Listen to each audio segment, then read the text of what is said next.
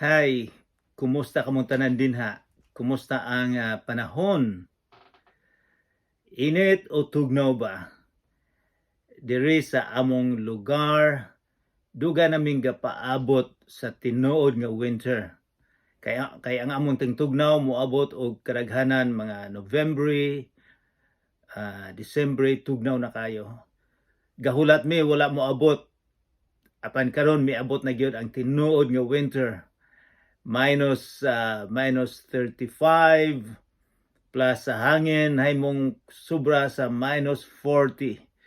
Dili ka gustong maglakaw-lakaw og pila ka minuto or else manigas ka. So pero kaming tanan okay lang mi diri. So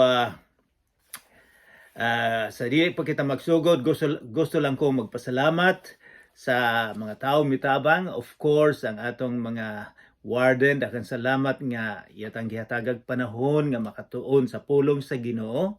Sa warden sa BJMP Giholngan, BJMP Valirmoso, ako pong gi-welcome ang mga Kristohanon dito sa Dakal, Ayungon. Daghang salamat. Nagpasalamat usab ko sa ubang mga pastor nga naminaw sa atong Bible study, sa atong simple nga Bible study. So pasalamat usab ko ni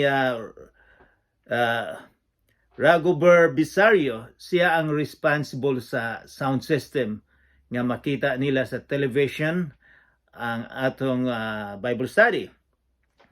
And then si Nana Kinumpas, mao'y nag-roll call nga kinsa to'y makakita sa Bible study, kinsa'y maka-appeal. And then si Mary Lou Alangilan nga mao'y responsable sa pag-prepare sa mga pagkaon, sa snacks.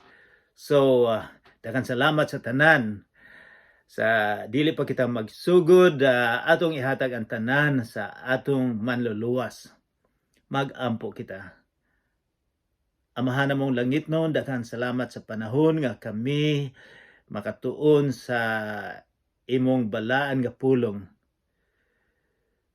Daghang salamat nga ang imong pulong mao'y suga sa among kinabuhi. Kay dinhi karon sa kalibutan, daghang mga gitudlo, daghang mga tawo nga moingon nga sila lang ang dalan.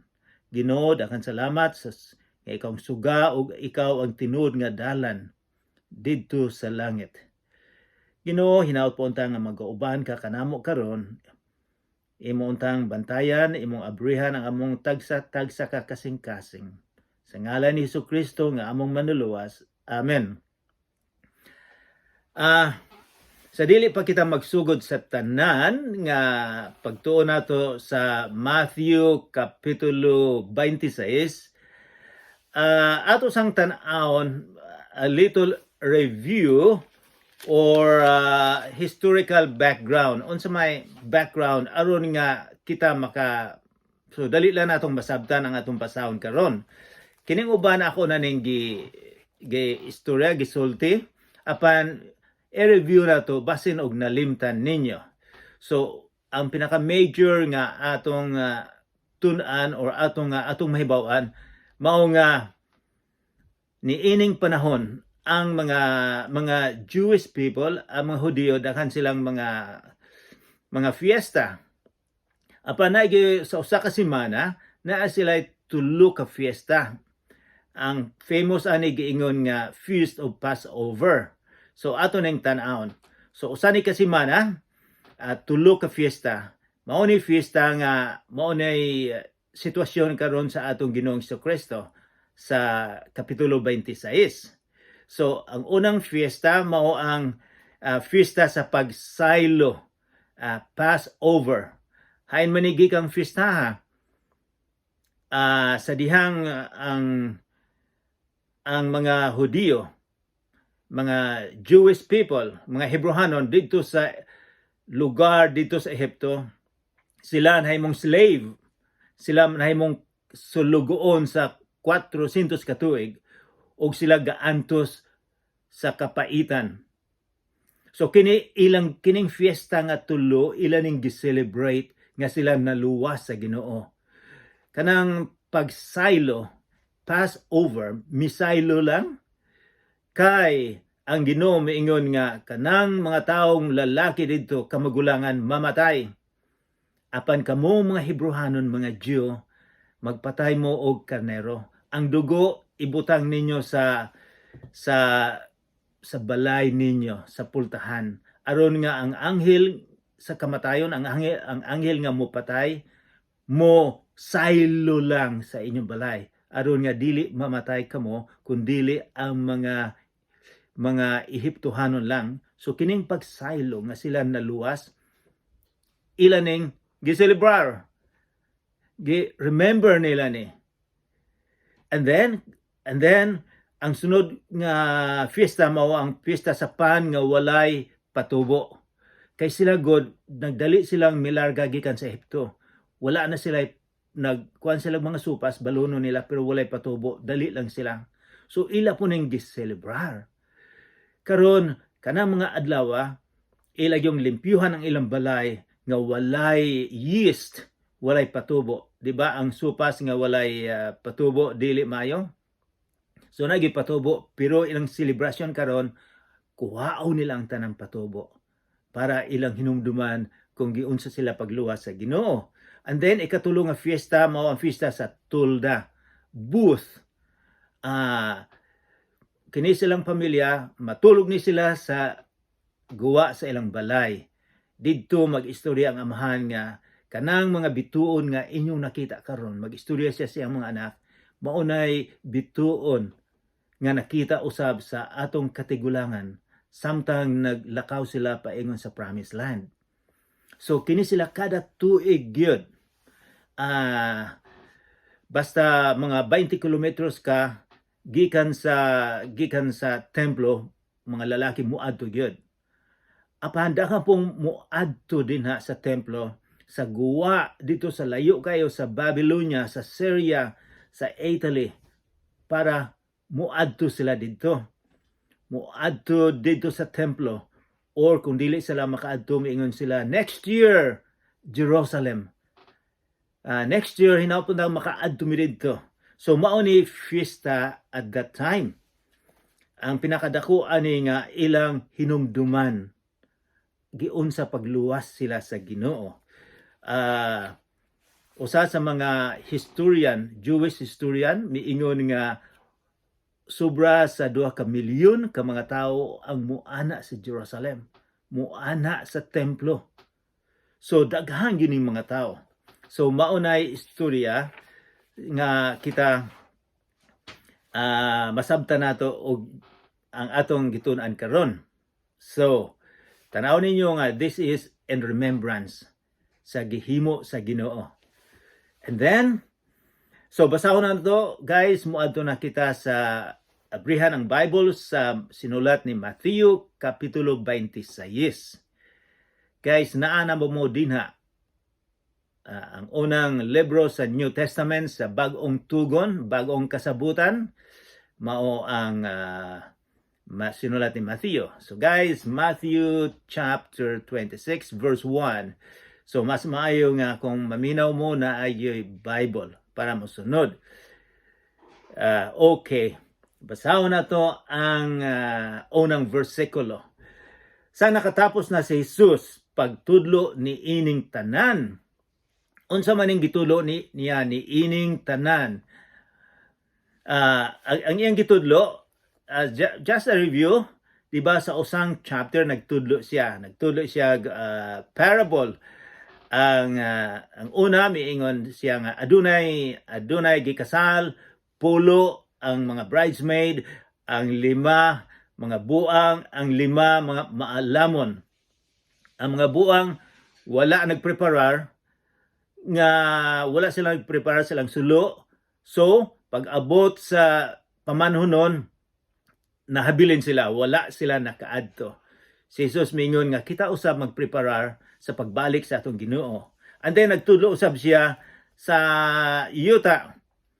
Dinhay dato iyang gihatagan og kapital ang 3 ka tawo, o milakaw siya, pagbalik niya dinhay accounting.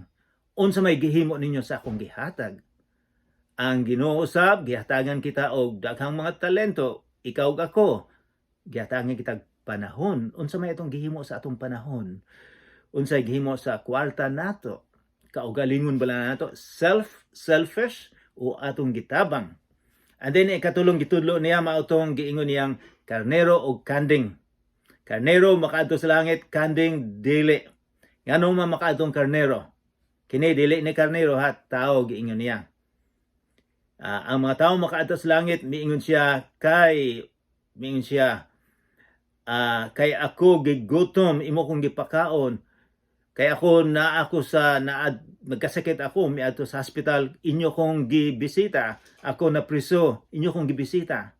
Mingon ang mga tao nga moadto sa langit. Kanus aman, mingon si Jesus, kung kamo mutabang sa the least, sa pinakakabus, pareho lang usab ka na og mitabang ka kanako. Katong kanding, mga tao nga describe niya nga kanding, mga tao nga wala mutabang, nga wala gamita ang gihatag sa Ginoo. So si Jesus sa versikulo 1 din sa chapter 26, miingon siya nga pagkatapos na siyang itudlo. So pagkatapos miingon siya sa iyang mga tinun-an. Verse 2. Nasayod kamo nga duha na lang kaadaw sa dili pa ang kasaulugan sa pagsaylo. Kasaulugan sa pagsaylo. Naibuno na kita. Niyan ang higayuna ang anak sa tao, si Jesucristo, itugyan na aron ilansang sa cross. So gipasidan-an na sila. Unya nagtigom ang kadagkuan sa mga pari ug ang mga pangulo sa mga Hudiyo didto sa palasyo ni Caifás, ang pangulong pari. So kining mga religious leaders nila, mga pangulo sa ilang relihiyon, gadumot sila sa atong Ginoong Jesucristo. Sa atong pagbasa na dugan nilang gidumtan ang atong Ginoong Jesucristo, wala sila motuo nga si Jesus anak sa Dios, nga siya ang manluluwas nga gipadala. So nagplano na sila kung unsaon nila pagkuha ang atong Ginoong Jesucristo. Nagplano sila sa pagdakop kang Hesus sa tago o sa pagpatay kaniya. Nganong tago man?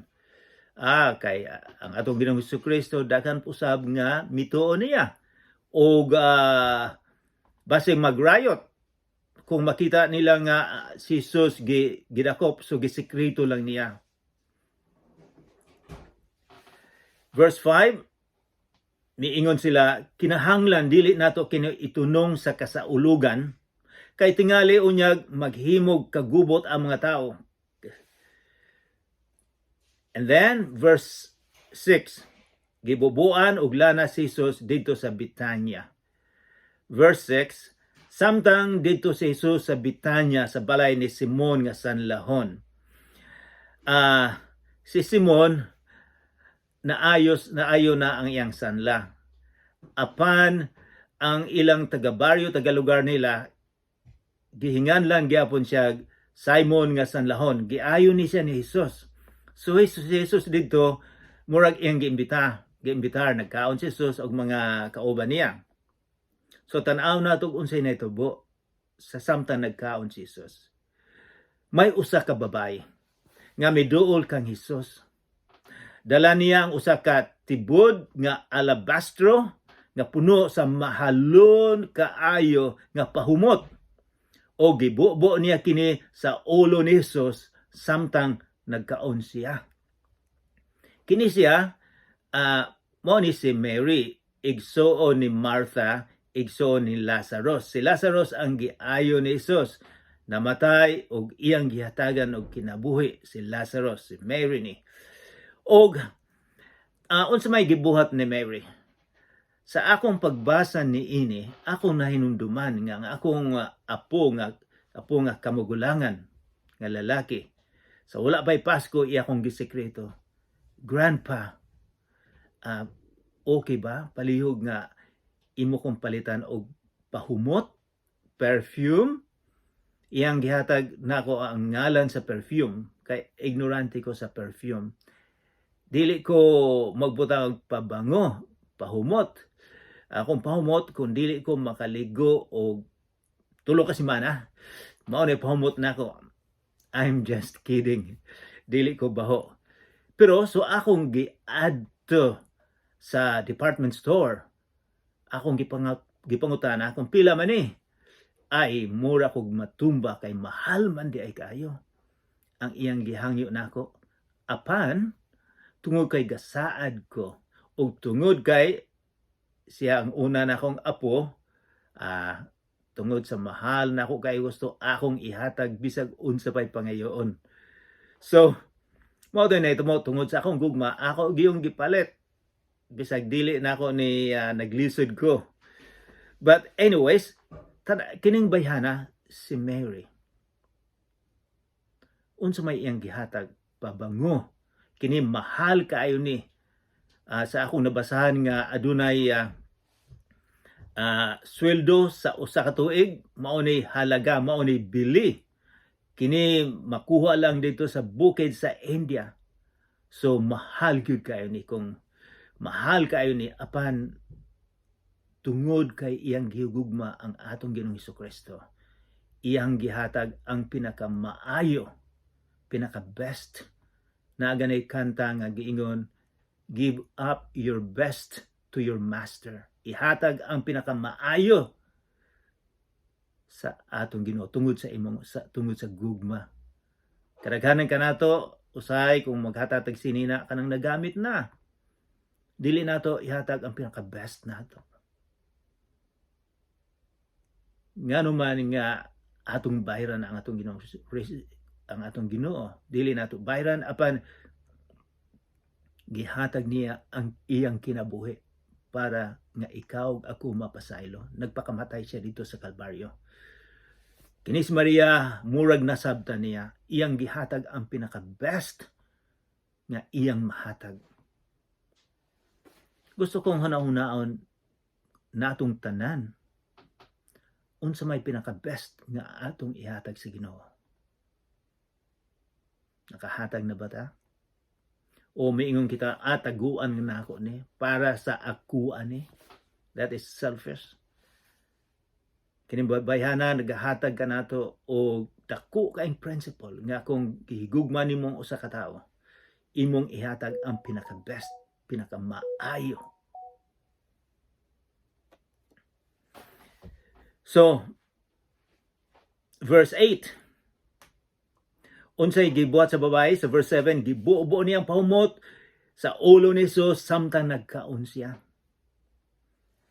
And then nakakita niini ang mga tinun-an ug nangasuko sila nga nag-ingon. Kining pahumota mahimo untang ibaligyag mahal ug ang halin ikahatag ngadto sa mga kabos. Makaingon ta, maayo siguro na ha, ihatag sa mga kabos. Maunay opinion or observation, reaction sa mga disipulo. Murag usay siguro makaingon po ta nga, maayo siguro na. Apan unsa may reaction sa atong Ginoong Hesukristo. Nasayod si Jesus sa ilang gisulti ug miingon siya kanila. Nganong samukon man ninyo kining babaye? Maayo ang gihimo alang kanako. So ang paglantaw ni Jesus, maayo ang gihimo sa babae. Nakita ni Jesus ang kasing-kasing ni Maria. Apan kining mga disipulo wala nila nakita. Mingon si Jesus sa verse 11, ang mga kabos kanunay ninyong ikauban, apan ako dili.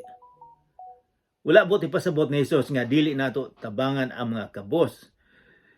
Ang buti pasabot nga karon ang akong panahon mubo na lang kaayo. So eksakto ang iyang gihimo, iyang gihatag ang iyang pinakamaayo sa tanan. Verse 12, ang gihimo niyang pagbubo niining pahumot sa akong lawas maoy pag-andam alang sa paglubong kanako. Wow! Nakita ni Jesus. Kay nga kini giandam aron nga paglubong. Ang mahitabo gyud dito ang practices nila. Kung namatay ka na, bubuang ka og pahumot aron nga dugay mabaho imong lawas. Apan kini ang gihimo ni Maria, igsuon ni Martha, nga buhi pa siya, iya nang gibubo ang pahumot. Ang miingon si Jesus, kini napag-andam alang sa paglubong kanako. Verse 13, tanaw nato ni. Hinumdumi kini, sabi niya, para sa imuha og sa ako apod, hinumduman, huwag ayaw kalimti. Bisag asa, iwali kining maayong balita. Sa tibuok kalibutan, dili lang sa Israel, dili lang sa Pilipinas. Mingon si Jesus, sa tibuok kalibutan, ang nahimo ni ining babae. Isugilon gayod alang sa iyang handumanan. So, alang sa handumanan sa babae.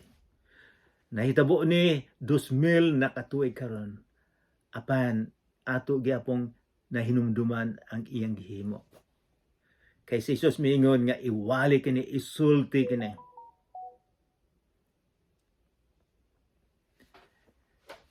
And then unya ang usa sa napulog duha ka tinun-an ang ginganlag Judas Iscariote. Miadto sa kadagkuan sa pare. Og miingon, unsa may inyong iganti kanako kon itugyan ko kaninyo si Jesus? Miihap sila og katloan kasalapi nga sensilyo og gihatag niya kini. Sukad ni atong adlaw si Judas nangitag maayong higayon sa pagbudhi kang Hesus. Naibalo ba mo unsay buot ipasubot og Judas nga gihatagan siya ngalan siyang amahan inahan tungod ba kay buang siya Judas? Dili daygon ang Ginoo ang buot ipasabot sa iyang ngalan. Apan karon iya bang gidayeg ang Ginoo o iyang gidayeg ang iyang kaugalingon kung unsay makuha niya sa atong Ginoong Hesukristo? So atong maikumparar si Maria, gihatag niya ang pinaka-best, pinaka-maayo. Whereas si Judas, iyang nakakuha siya kwarta aron nga si Jesus madakpan. Nakakuha siya kwarta para sa iyang kaugalingon. Si Maria, naghatag siya sa pinaka-best para ni Jesus. Si Judas para sa iyang kaugalingon. Mga amigo, usay makaingon ta, si Judas. Judas gyud na siya. Apan hunong usab kita atong tan-awon ang atong kaugalingon. Dili ba usahay moduol lang kita sa Ginoo kung kita magkasakit? Moampo kita kung naay dako kaayong problema sa kinabuhi. Apan kung ang tanan okay lang, malipayon, walay sakit, walay problema, dili nato mahinumduman ang Ginoo. Ang atong mga katigayunan, moingon kita self sa ako alang ni. Dili ganito malimtan ang Ginoo. So kinahanglan maghinay-hinay kita pag-criticize ni Judas. Kay kita usab sa kaugalingon nato naaputay pagka-Judas. So tan-aw nato ni ang atong kaugalingon. Kita gitudluan nga atong ihatag ang pinaka-best sa atong Ginoo. Nakigsalo si Jesus sa mga tinun-an. Sa unang adlaw sa kasaulugan sa pan, kanang pan ato nang gitunan, pan nga walay patubo, parehag ingon ani. Pan nga walay patubo, wala ni mutubo. Pan nga walay patubo, ang mga tinun-an miadto kang Hesus og nangutana kaniya. asa man nimo gustong ipaandam kanamo ang panihapon sa kasaulugan sa pagsaylo sa Passover. Kano asa man kay kinahanglan na ay kinaiya nila nga mag-celebrate sila og supper. Mao nay giingon nga sa atoa na Last Supper. Si Jesus mingon kanila, adtuan ninyo ang usa ka tawo dito sa syudad ug ingna siya. Ang magtutudlo nag-ingon, miabot na ang akong oras. Unsa man ning orasa? Oras nga ihatag niya ang iyang kinabuhi. Ako ug ang akong mga tinunan maghimo og kasaulugan sa pagsaylo didto sa imong balay. Dito sila mag-celebrate, dito sila maghinumdum kung unsay gihimo sa Ginoo sa mga sa mga Israelites dito sa Egypt, giun sa pagluwas sila. O gibuhat sa mga tinunan ang giingon ni Jesus kanila o giandam nila ang panihapon. Pagkagabi si Jesus ang napulog duha ka tinunan mitambong sa Kanaanan. Og samtang nangaon sila miingon si Jesus, sultihan ko kamo, usa kaninyo magbudhi kanako. Nangagool pag-ayo ang mga tinunan ug ang tagsa-tagsa kanila nangutana kaniya, Ginoo, ako ba ang gipasabot? So kining picture, ako bang gipasabot? Si Leonardo da Vinci mga 400 years ago nagpintura sila. Kadaghanan sa atong mga balay na ay painting The Last Supper. Apan layo kayo ni ang gihimo ni Leonardo da Vinci. Bisan siya ang usa sa pinaka-famous nga pintor sa kalibutan. Apan wala niya kayo tun-a kung unsay natabo gyud 2000 na katuig karon. Kasi siya taga Italy. Ang iyang nakita mga blonde ang buhok, mga puti. Mao po iyang gipuntura, mao may iyang nakita dito. Apan ang mga Hudiyo, si Jesus, dili na sila mga blondie, dili na sila mistiso, dili na sila mga puti. May pagka-brown na sila. So sa among pag-adto dito, akong nakita nga dili ni sila mga kuan, mga blondie, mga puti kayo. So ang gihimo dili tinuod og ang ilang pagkaon usab dili nga usa ra kalamisa kundi U shape, murag U ang ilang kananan. So anyways, mao ni nangutana sila sa si Jesus miingon sa versikulo 22, nangagool pag-ayo ang mga tinunan o ang tagsa-tagsa kanila nangutana kaniya, Ginoo, ako ba ang gipasabot? Si Jesus mitubag, ang nagtusulob sa pan uban kanako ni ining panaksan mo'y magbudhi kanako. Sa ilang panahon, usa lang ang ilang panaksan. Kung ang supas dito sila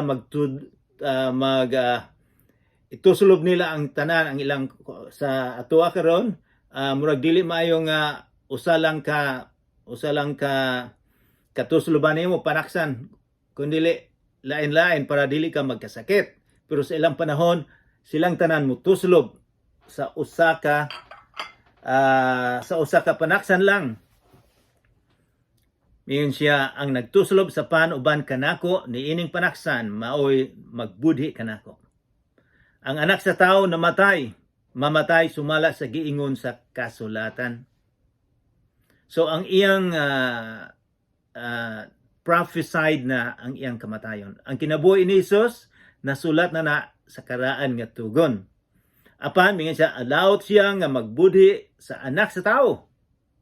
Mayo pa lang untag wala siya matawo. Si Judas ang traidor miingon, magtutudlo, ako ba ang imong gipasabot? Si Jesus mitubag, gisulti nimo. Verse 26, ang panihapon sa Ginoo. Sa akong pagbasa, ang panihapon, ang amahan nga mao'y pangulo sa ilang pamilya, sa pagkaon nila ni ining Feast of Passover, fiesta sa paglukso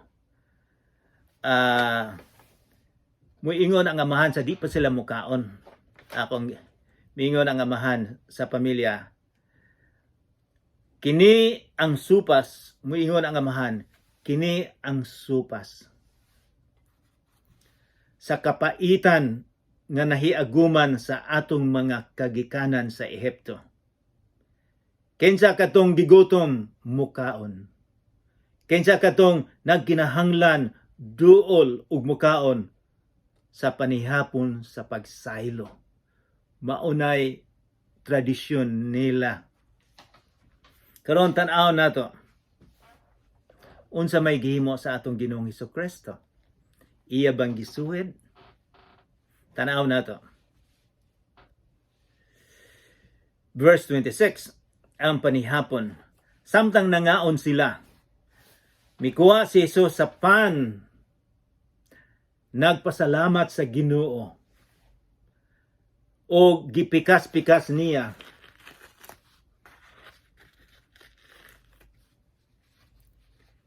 Kini og gihatag sa iyang mga tinunan. Og miingon siya, dawatan ninyo kini og kana.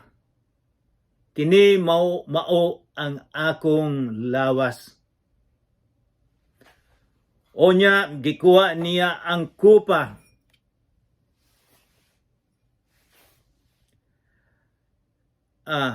Ako sang isulti ninyo nga ang amahan sa pamilya paghuman sa pagkaon sa supas, muinom sila og 3 ka kupa, 3. Buit pasabot ang kapaitan nga ilang gihimo. So muinom sila, muinom og ang amahan mo eksplikar nga hinumduman ninyo ang kalisod sa atong kagikanan. Og ikaduha usab muinom sila og i-eksplikar usab sa amahan kung unsay natabo, unsa kalisod sa kinabuhi.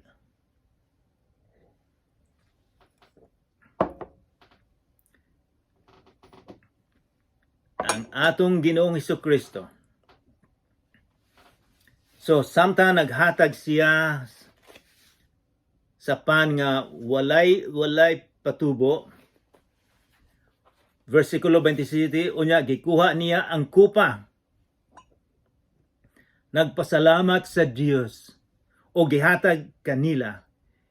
Inom kamong tanan ni ini.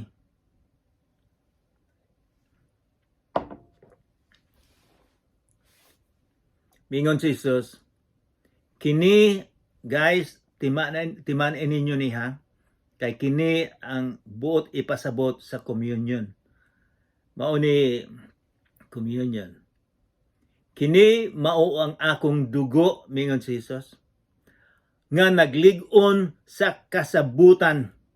So naglig-on sa kasabutan. Ang akong dugo nga gipaagas alang sa daghan aron sa pagpasaylo sa mga sala. So naglig-on sa kasabutan, adunay agreement, adunay covenant agreement. Bag-o ning agreement nga gihimo ni Jesus.